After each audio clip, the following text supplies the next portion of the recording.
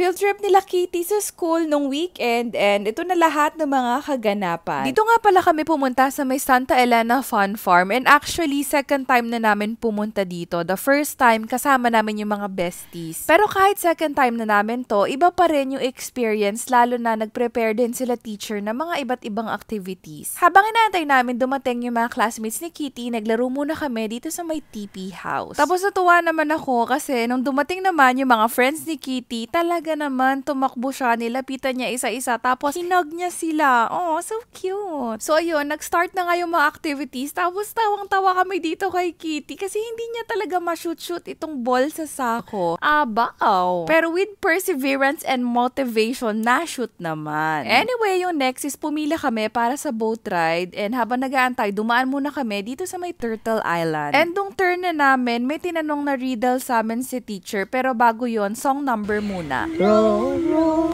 roll you boat, send you down the stream. Merry, merry, merry, merry, like the spot of team. Wow! So ayun, ang natapat sa atin na question is, what has teeth but cannot bite? O ang clue, we use it for our hair. Comment nyo na lang yung sagot nyo. Yung next na activity naman natin is dito sa may sand house. Bumunot lang si Kitty ng paper dun sa bowl tapos meron daw silang idodrawing ni teacher. Papahulaan nila sa amin. Sige nga, tingin nyo, ano tong dinodrawing nila Kitty? After pala nun, meron kami nakita mga ducks.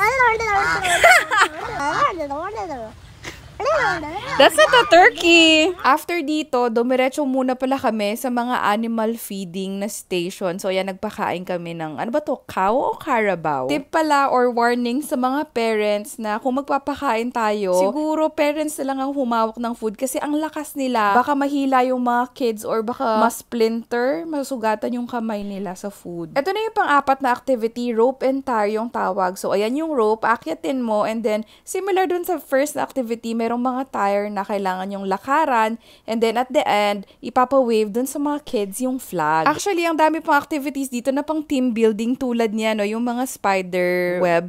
Naalala ko, ginawa namin yun nung college, nagbuhatan kami. Tapos ngayon ko lang nalaman na may zipline pala dito. Hindi ko to nakita nung first time na pumunta kami. Tinanong ko nga si Katie kung gusto. No! Nag-enjoy naman ako sa lahat, pero for me, ito yata yung highlight of the day. For me lang naman. Kasi last time na pumunta kami dito, takot talaga si Kitty sa horse. Pero ngayon, pumayag na siya na sumakay. So anyways, ito na nga pala lahat ng mga clips namin nung nag-animal feeding kami. Mars, Ellie, there's a carrot. That's so cute, Rabbit. Yeah, it's so cute, huh? So cute. Kunin mo. Tigi-tigi, isa sila dapat.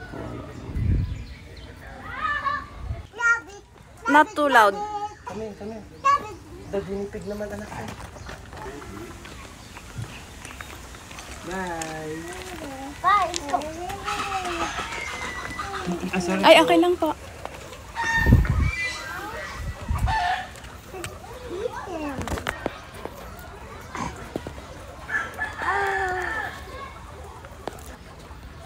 What's that? This is for the ducks. Oh, let's go to the duck.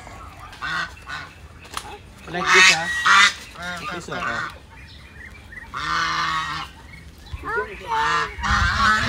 Oh, go. Ito nga ba? Ipis nga ng anak mo, ang pula-pula na. Okay, throw them, ha? Throw lang, ha? Throw. Sheep. Then, No, he doesn't like the food. Give it to the black one na lang, oh.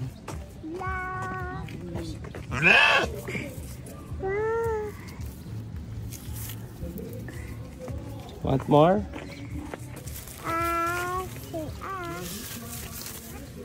Ooh. Sheep. Yeah. You're so slow. Careful. Sometimes. 3, 2, 1.